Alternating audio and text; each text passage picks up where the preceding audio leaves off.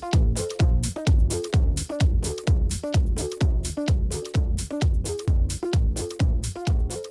dia, boa tarde, boa noite, boa madrugada, concurseiro. Aqui estamos nós para continuarmos a verificar o Estatuto da Pessoa com Deficiência. Nas nossas missões anteriores, nós trabalhamos ali a parte inicial, as disposições preliminares do Estatuto da Pessoa com Deficiência, né? E aí eu falava para vocês que vocês tivessem uma atenção maior à predisposição aí do artigo 1º ao artigo 9º, pois são os artigos que são mais cobrados dentro das provas, né? Os artigos que as bancas mais costumam questionar aí, né? Então, coloquei ali para vocês que marcassem com um grau de importância essa parte inicial das disposições preliminares, tá? Chegamos a ver aí dentro dessas disposições preliminares até o artigo 6º, né? Então vimos do artigo 1º ao artigo 6º, onde no artigo 6º nós vimos ali a questão da capacidade civil. De importância, viu, pessoal, essa questão da capacidade civil, primeiro porque tem uma vinculação lá com a característica do próprio Código Civil de 2002, que traz a questão da incapacidade da pessoa, né? Primeiro ele determina que nós somos seres capazes de direito, seres capazes de exercitar esse nosso direito por si mesmo, né? Mas que existem alguns impedimentos que fazem com que essa capacidade ela não se exerça, né? De fato, como determina assim a lei. Tá? E aí a gente vai dizer que essa pessoa ela é incapaz do exercício dos seus direitos. Essa incapacidade, inicialmente, uma incapacidade que a gente considera total, né? Uma capacidade ali que não permite com que você realize nenhum dos atos da vida civil, e a incapacidade relativa. E aí a gente trouxe essa previsibilidade da questão do deficiente, tá? E nós falamos que o legislador adotou um modelo chamado modelo social, em que a pessoa com deficiência ela teria essa capacidade para o exercício de alguns atos. E aí a gente verificou quais seriam os atos presentes nos incisos do artigo 6º. Lá na frente a gente vai ter um reflexo dessa questão da capacidade civil nos próximos assuntos, principalmente no que a gente vai trazer na nossa segunda parte do estudo do Estatuto, que é a característica ali da condição dos direitos fundamentais, tá? Mas, por enquanto, a gente finaliza essa questão do artigo 1º ao 9º, que são as disposições preliminares. Como eu disse, paramos no artigo 6º e agora nós vamos verificar os demais artigos, né? O artigo 7º e 8º do Estatuto vai trazer para a gente os deveres. Deveres estes, né, que devem ser cumpridos pelo Estado e pela sociedade, tá? Quando nós começamos a estudar as partes preliminares do Estatuto, nós verificamos que uma das diretrizes que vão nortear essa fixação do Estatuto é a obrigação que é cabível ao Estado de preparar políticas públicas, né? Políticas públicas que favoreçam a vida em sociedade dos portadores de deficiência, tá? E aí, a gente também verificou que não só o Estado, não só as políticas públicas vão trazer essa definição de prestação de serviços, de prestação de objetos ou prestação de meios de comunicação que favoreçam a vida do deficiente, mas também a sociedade. Ela terá que trabalhar de forma a fazer com que os direitos, as prerrogativas que são inerentes aos deficientes, elas sejam validadas no dia a dia.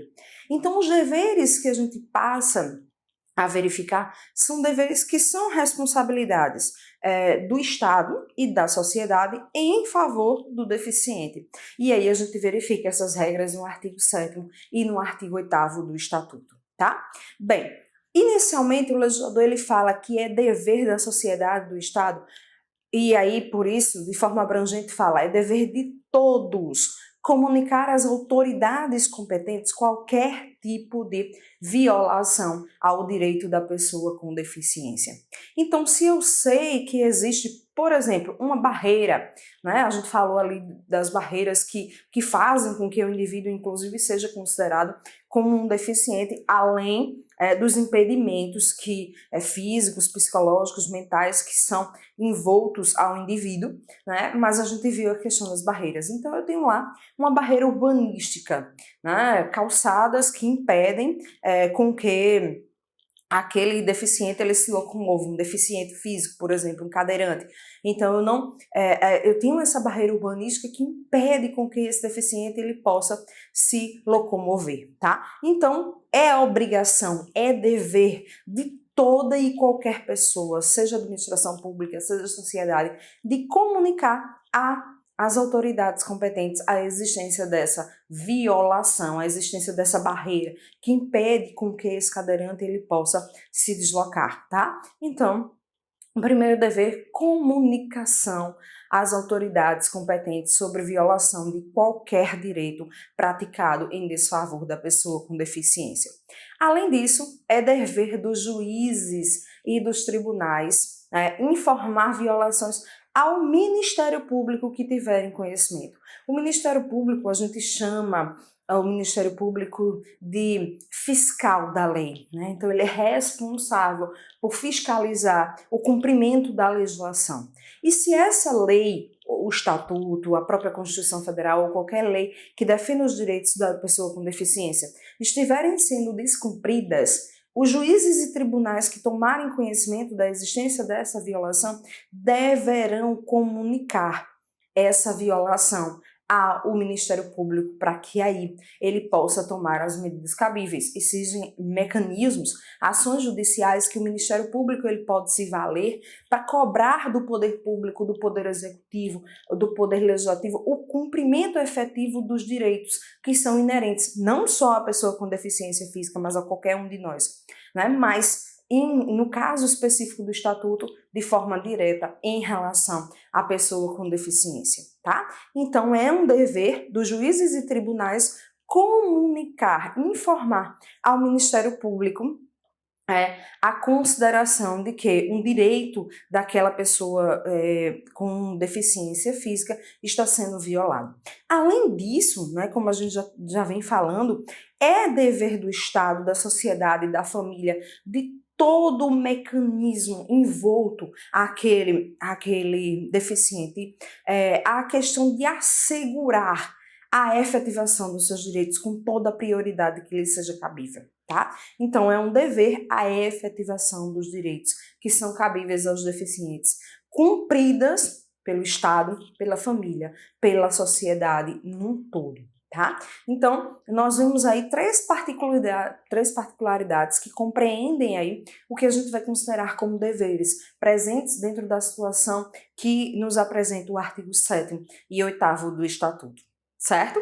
E, por fim, aí, dentro dessas disposições preliminares, nós vamos trabalhar o que a gente considera no artigo 9º de atendimento prioritário. Bem, a gente vê muito dentro da sociedade, principalmente quando você vai enfrentar filas, né, em bancos, em um atendimento numa clínica, numa repartição pública, aquela plaquinha, né, que vai dizer que existem atendimentos que são prioridade, devido à condição do ser humano, seja uma condição física, seja uma condição mental, e aí você vê lá a questão do idoso, né? Você vê lá a questão da gestante, a questão da mãe que está lactante ou com criança de colo, e você vê a figura do deficiente físico, tá? Pessoal, a gente volta dentro dessa prioridade para o que nós já tínhamos estudado lá no comecinho, que é a questão ali, né, da consideração das pessoas que são vulneráveis, né? Na nossa primeira missão, nós visualizamos isso através da condição ali de que o indivíduo ele recebe essa disposição de ter um benefício em relação a certos serviços prestados dentro da sociedade pela condição dele. E essa condição socioeconômica que o impede de fato ter um amparo social com a prestação de todos os seus direitos, traz a questão da vulnerabilidade. E nós vimos que os vulneráveis, eles têm uma proteção maior em relação à prestação dos direitos sociais, que estão presentes no artigo 6º, falamos isso, tá? E dentro dos vulneráveis nós encontramos as pessoas com deficiência. Então é por isso que esse atendimento prioritário, ele é exposto dentro da legislação, tá? E aí, é claro que o artigo 9º, ele traz para a gente alguns desses mecanismos de prioridade.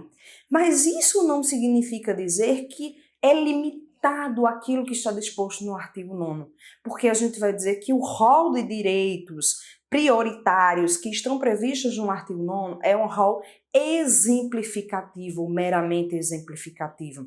Professora, o que significa dizer isso? Olha, meus amores, no direito a gente considera o rol taxativo ou o rol meramente exemplificativo ou exemplificativo. O rol taxativo é aquela enumeração de direitos que eu não permito, que a própria legislação não autoriza complementação, não autoriza aumento do rol, do quantitativo de direitos ali elencados. Ah, eu tenho 10 incisos. Esse rol é taxativo, significa dizer que a lei nasceu com os 10 e ela vai morrer com esses 10 incisos. Né? Eu não tenho como acrescer incisos, artigos, alíneas, parágrafos, aquele rol de direitos que estão ali elencados, porque ele é taxativo. Já quando a gente traz a disposição de um rol exemplificativo, significa dizer que eu posso acrescer, que eu posso trazer direitos, completar o quantitativo de direitos ali elencados.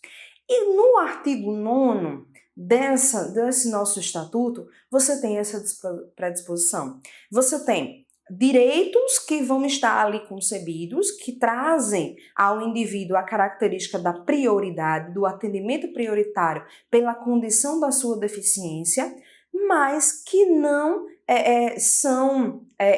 não é algo exaustivo, não significa dizer que não vão existir outros direitos ali presentes que vão caracterizar a condição de que haja uma prioridade para aquele indivíduo. Então, eu posso acrescer.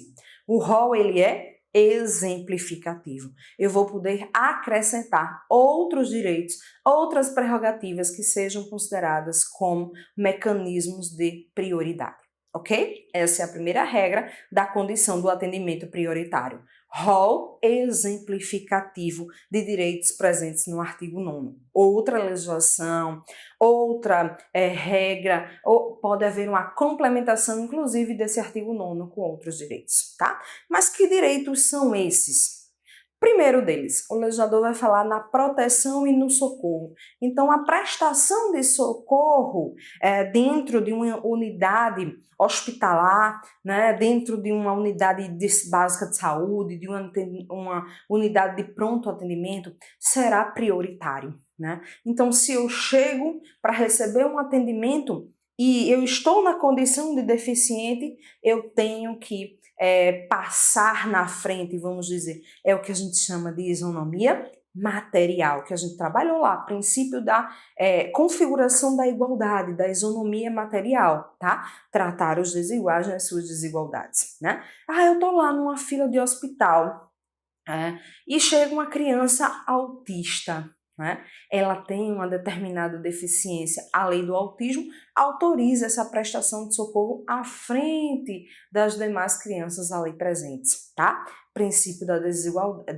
isonomia material. Ô, professora, mas se houverem duas crianças autistas, aí essas duas vão estar ali em pé de igualdade. A que chegar primeiro será atendida em detrimento da segunda, a não ser que essa segunda ela esteja em um caso ainda mais grave, né? Porque a gente sabe que dentro de setores hospitalares, você tem aquela configuração do que é emergência, do que não é emergência, né? E aí seria uma condição diferenciada. Mas se as duas estão na mesma situação, Aquela que chegou primeiro por ter a deficiência vai estar adentrando à frente da outra, mas ambas vão passar à frente das demais pessoas dentro dessa condição de prioridade na prestação e proteção em socorro, tá? Atendimento em instituições e serviços. A gente falava sobre isso agora há pouco no exemplo de filas em bancos, em casas lotéricas. Então você tem lá um caixa reservado e se não houver esse caixa, aquele deficiente ele vai poder passar à frente das demais pessoas por conta dessa condição de prioridade. Disponibilização de recursos. Então, se houver uma disponibilização de recursos, esses recursos eles vão ser prioritários para os deficientes. Disponibilização de pontos de paradas acessíveis, né? Então, paradas de ônibus, no metrô, tanto que a gente tem cadeiras reservadas para idosos, deficientes, gestantes, né? Mulheres com criança de colo. Então, você tem legislações específicas que vão definir essa condição de que nos ônibus, no metrô, você tem locais específicos. Claro que na maioria das vezes, né, a gente sabe que na prática, esses direitos são desrespeitados, né? Quantas vezes você já chegou dentro de um ônibus e você verifica lá um determinado cidadão sentado numa cadeira de um deficiente e ele não traz a condição de se levantar num banco? A gente vê muito isso em banco, né? Então você vê aquelas cadeiras reservadas para deficientes, para idosos, mas as pessoas não estão nem aí, né? Sentam, ficam em cima daquela marcação e não permitem com que essas pessoas tenham a prioridade. Mas está previsto no Estatuto da Pessoa com Deficiência que disponibilização de pontos de paradas acessíveis aí em relação ao transporte público, acesso a informações e recursos de comunicação acessíveis, tá? Então, se eu pleiteio, né, se eu vou pleitear uma determinada informação junto à administração pública, instituição privada, eu tenho o direito a receber essa informação antes mesmo que as demais pessoas, porque é uma prioridade para o deficiente esse recebimento, tá? Recebimento de restituição de imposto de renda. Amores, olha o que a legislação fala. Recebimento de restituição. Ele tem prioridade em relação às demais pessoas quando da restituição do pagamento do imposto de renda. Isso não significa que o deficiente está isento, né, do pagamento do imposto de renda. Ele vai ter que informar, né, quais foram os valores que geraram renda durante o período ali do ano, né, mas e consequentemente vai estar pagando o imposto de renda, não há isenção para ele, o que há é uma prioridade quando da restituição dos valores pagos. Aí ele vai ter preferência em relação aos demais indivíduos, tá? Tramitação processual em processos judiciais e administrativos. O advogado, inclusive, quando Vanessa vai lá protocolar uma ação judicial, no próprio sistema, né, no sistema hoje, que é o nosso sistema judicial atual, que é o processo judicial eletrônico, a gente já comunica lá a prioridade processual. Então, o sistema nos pergunta, existe prioridade processual? E a gente vai lá e marca sim, que existe a prioridade processual e indica qual o tipo de prioridade. Ele traz vários tipos de vulneráveis, né? Como a gente já citou aqui, vários tipos de situação de vulnerabilidade e a gente vai lá e marca a questão da deficiência física, a existência da deficiência física e, consequentemente, esse processo ele vai tramitar em prioridade. Então, ele já aparece para o juiz com a marcação diferenciada dos demais processos, porque ele tem uma particularidade de uma celeridade maior, né? Então ele deve ser julgado de uma forma mais rápida, de forma a trazer para aquele indivíduo que tem essa deficiência uma resposta mais rápida do Poder Judiciário, uma celeridade processual maior, tá? Lembrando, pessoal, que essa questão, né, dos atendimentos que a gente falou em filas, em prestação de socorro, em disponibilização de recursos, isso também é válido para os acompanhantes, tá? Em relação ao atendimento pessoal. Então, se o indivíduo está acompanhado por alguém, automaticamente essa prestação de serviço também vai estar extensivo ao acompanhante. Né? Não é que você vai prestar o serviço para o acompanhante, mas já que ele está ali na condição de acompanhante, ele vai poder adentrar nos locais dentro da situação da prioridade daquele cidadão. Tá? Então, você tem aí essa questão dos atendimentos prioritários. Mas como a gente fixou, são situações que são um rol meramente exemplificativo. Outras regras a gente vai poder ter em favor do deficiente. Por exemplo, a gente não tem aqui no Estatuto a previsibilidade de que na compra de um veículo, por exemplo, um deficiente ele tenha ali o desconto em relação aos impostos que são cobrados, o que vai diminuir de forma ali rentável o valor daquele veículo que venha a ser vendido ao indivíduo, né?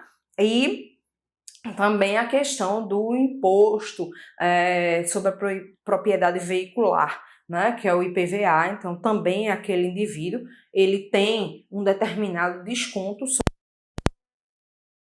o IPVA, muitas vezes a própria isenção, a depender do caso em concreto, do IPVA. Né? Então você tem essa condição, por exemplo, que não está presente dentro do Estatuto, mas que a gente verifica em demais legislações, porque o rol aqui de prioridades, ele é um rol exemplificativo, certo? Bem, fechamos aí a condição do artigo 1º ao artigo 9º. Fechamos aí as disposições preliminares presentes aí no artigo 1º até o artigo 9º, que, como eu falei para vocês, são os artigos mais cobrados em prova. Então, muito cuidado com todas essas ideias que nós trouxemos até agora de proteção, de fixação de diretrizes, né, de deveres que deverão ser cumpridos, porque eles têm um grau de importância muito grande na prova de vocês, tá? Bem, terminamos o nosso primeiro bloco, né? Nós vamos agora para o segundo bloco de estudos do Estatuto. Não menos importante, mas claro, com aquela possibilidade de não ter tanta cobrança na prova de vocês, mas que precisa ser reconhecido, uma vez que nós precisamos verificar todos os artigos presentes no Estatuto, tá? Esse nosso segundo bloco, ele vai tratar dos direitos fundamentais, tá? Os direitos fundamentais no Estatuto estão presentes entre o artigo 10 ao artigo 52, tá? Então, nós vamos trabalhar agora 42 artigos que vão tratar dos direitos fundamentais. Amores, meus queridos concurseiros e concurseiras, né? Os direitos fundamentais, eles têm raízes na Constituição Federal, né? Mas nós tínhamos visualizado, logo no comecinho dos nossos estudos, nas disposições preliminares, que os direitos fundamentais, eles estão inseridos dentro de um contexto de alargar a condição de mostrar ao deficiente que ele tem a possibilidade de viver bem, preservando a dignidade humana dele dentro da sociedade. Então, o próprio Estatuto já predispõe entre o artigo 1º e 9º que o texto do Estatuto vai trazer direitos fundamentais além dos que estão previstos no texto da Constituição. Se eu for para o texto da Constituição, o legislador considerou como direitos fundamentais a predisposição do que está no artigo 5º ao artigo 17. Lá no artigo 5º você verifica os direitos individuais e coletivos do indivíduo. Aí nós vamos ver direito, logo no caput a gente verifica direito à vida, direito à igualdade, liberdade, propriedade e segurança. Pessoal, esses direitos serão considerados em favor do deficiente. Então, ele vai ter a consideração dos direitos individuais e coletivos, normalmente com qualquer um de nós. Vida, igualdade, liberdade, propriedade e segurança. Presentes nos incisos do artigo 5º, tá? Que são trabalhados de forma específica com cada um desses direitos.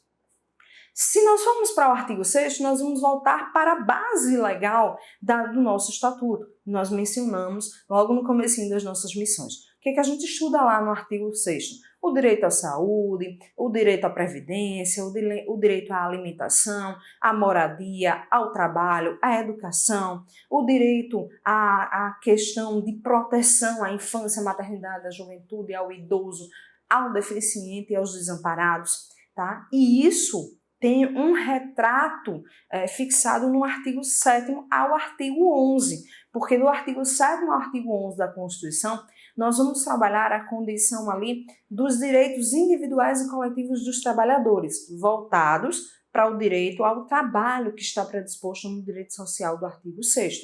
Então, os direitos sociais individuais e coletivos dos trabalhadores estarão presentes no artigo 7º ao artigo 11. Tá? E ali a gente tem direitos como salário mínimo, FGTS, prestação da concessão de aposentadoria, férias, 13º, a característica de você receber adicionais de hora extra, de insalubridade, adicional de periculosidade, adicional de penosidade, adicional noturno. Então você vai ter vários regramentos em favor do trabalho, que terão também validade para os deficientes. E aí você vai para o artigo 12, direito de nacionalidade, né? Artigo 13, símbolos nacionais, artigo 14, direitos políticos, até o artigo 16 e no 17, partidos políticos. Todos os direitos ali voltados e retratados em favor do deficiente. Mas o que é que o legislador ele faz? Ele pega essa gama de direitos que são retratados dentro do artigo 5º até o 17, que são considerados em favor do deficiente, e ele traz para o estatuto, ratificando esses direitos de forma específica. Ele vai tratar esses direitos retratados no artigo 5º, mas agora de uma forma específica, mas agora de uma forma a trazer, digamos assim, aquele direito abstrato para o caso concreto. Eu vou pegar aquele direito à vida, eu vou pegar aquele direito à propriedade, aquele direito à saúde, aquele direito à educação, aquele direito ao lazer, ao esporte, à moradia. E agora eu vou concentrar essas regras de caráter geral, de caráter abstrato, nas dificuldades enfrentadas pelo indivíduo que possui uma determinada deficiência.